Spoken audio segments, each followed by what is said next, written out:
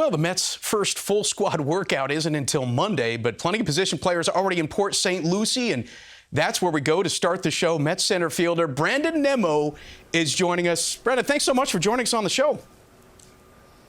Thanks for having me, Steve.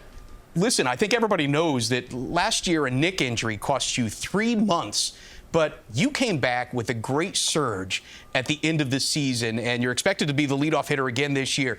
Are we going to see the same approach at the plate that you had at the end of last season? Yeah, I think so. You know, you mentioned the neck injury, and it did plague me for, the good 3 months. And but once I was able to come back in September, I really was able to play the way that I'd like again, and that's hard and with my hair on fire. And I was able to battle up at the plate, and that was a lot of fun for me because September kind of showed that. That neck was really affecting me, and I was able to get back to the player that I know I can be. And so, I think you'll see a lot more of those at-bats that I had in September, and that's just kind of the player that I am. I grind, and I grind through at-bats, and I try and take care of the strike zone, but I think you're going to see a lot more of that come this season. Not only a great eye at the plate, but obviously out there in the outfield, what happened to you was your injury happened hitting a wall after making a catch. How is this going to affect maybe that aggression that you have on defense?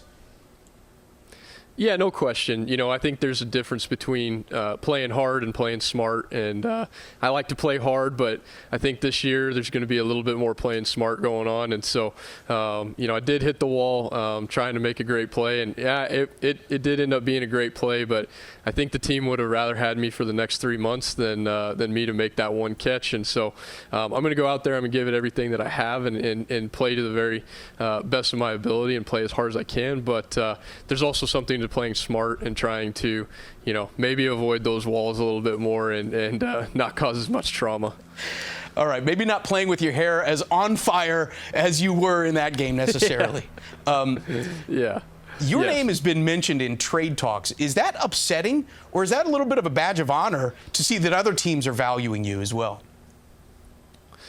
I'm a pretty positive person, so I always like to take the positive spin on things. And honestly, it's just good to be wanted. And like I have seen it for the past few years, my name has been coming up in talks, but it seems that the Mets want me a little bit more than everyone else, and so that's good news for me. And but it's good to be wanted by other teams as well. And I've been in trade talks since 2016 when I came up, and I was supposedly traded for Jay Bruce, and actually asked my parents when I went to the field that day. They were in New York. I said, "You want to come to Cincinnati with me?" And then at 4 o'clock came, and nothing happened. It ended up being a different player that was traded, and so honestly, I try to not listen to it anymore. If I get a phone call from Brody now that says, "Hey, you've been traded," then that's what I'll listen to, and I'll make plans after that. But honestly, it's all rumors until I get that phone call. That's right. You were that close to the edge,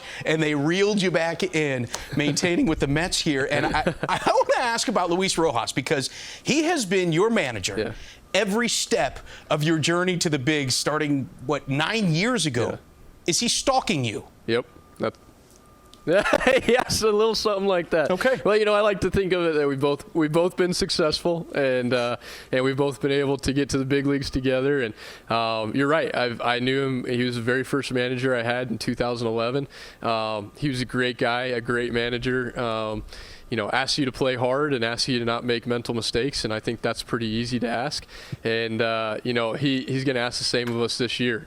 Think things through and be ready when the game speeds up, and try to not let it be too much for you. And I think that's an easy ask, and play hard. And I think I'm looking forward to this. I had him last year as an outfield coach as well in the big leagues, and I won a championship with him in Savannah in 2013. So.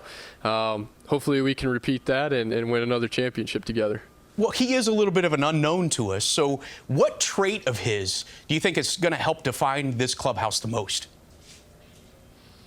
I think he's very approachable. He's going to communicate well, and I think he's not going to let the ups and downs of a season get to him. I think he's a little more level-headed guy that's going to be able to, when things are going bad, be able to bring us up, and when things are going really well, just kind of reel you in and make sure you stay humble with it and keep working hard. You always need that steady force in the clubhouse, and for that to come from your manager, that would be great. Yeah, how much of that steadying force is on the shoulders of the manager, and how much is it on the veterans on the roster as well? The manager will definitely set the tone, but there is that clubhouse chemistry that, people sometimes don't take into account. And I think we have great leadership this year. Just from the little bit that I've been able to be around the new guys, they all seem great, and they all seem like they're after the same thing we are, and that's a championship. And then, we have guys like Jake, and, he's led us before, and he'll lead us again. And he is a you're getting a call. Please tell me really, that's not Brody that's calling you right now. I don't think so, but I hope not. I really hope not. That would be a bad jinx on me. But again, Jake, he's a great guy. He's a great, fearless leader and a bulldog on the field. And, we expect no less from him, and he expects no less from us. And then I think you're going to see Pete. That's a guy that really had a lot of success last year, and he's going to lead from a young role. And, I think he's a great leader. He plays with fire, and he's a bulldog when he goes out there. And we all love to play together, and that team chemistry is there. So I think you're going to see a lot of different leadership come into play, and guys pulling each other along. Well, you mentioned team chemistry. I mean, this is what spring training is meant for. It's really about building those bonding experience and having a lot of fun together.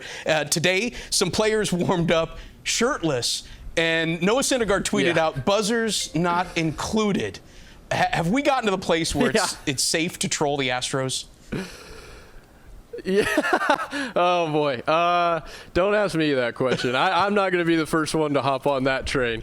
But, again, like you said, that's just the team going out there having fun. For Noah to, we all know Noah does his thing. And, hey, man, he's a beast out there. He's 6'7", 270 pounds, and gets after it. He works out really hard. We all see that each and every day. But I thought it was just a great act by the whole team to get together. And, again, that's that team chemistry bonding and building that everyone's coming to camp not really sure, for the new guys coming in, what to expect. And right away, boom, here we go, shirts off, we're all stretching together. And I thought it was a great icebreakers, great team bonding, and a good little joke on Noah. Yeah, and as we've heard from Noah in the past, if you've got a problem with him, you can meet him 60 feet 6 inches away. Given the surge, yeah, no question. I think that phrase is going to stick with him the rest of his career, by the way. Yes. Given the surge that the Mets had at the end of the season, how high are the expectations in this clubhouse? Well, I mean, the expectations are really high. We all expect a championship from us this year, and no one should expect anything less. We all expect the most from ourselves, and so we expect the most from this team. We're all going to go out there each and every day trying to bring a championship back to the Mets. And honestly, with the way we finished, if we didn't have that June really in there, and I know I missed a lot of time last year, and not one guy is going to make that the really big difference. We need everyone, but again, that's part of it is everybody needs to pull their little bit, and I wasn't there for 3 months to be able to pull my weight, and so I really am hopeful for this year. I think it's going to come down to health, and I really do think that's what it is. The healthiest team in the NL East is going to win it, and is going to have a great shot of winning the World Series. I mean, the Nationals showed last year that all you have to do is make it into the playoffs. You don't have to win the NL East. You can be that wild card team.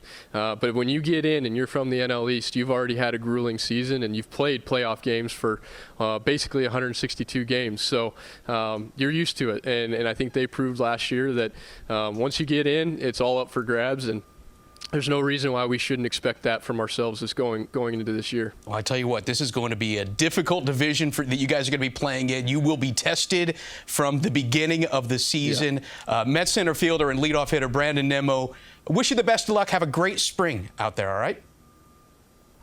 Thank you so much, and thank you for having me on. We're back after this.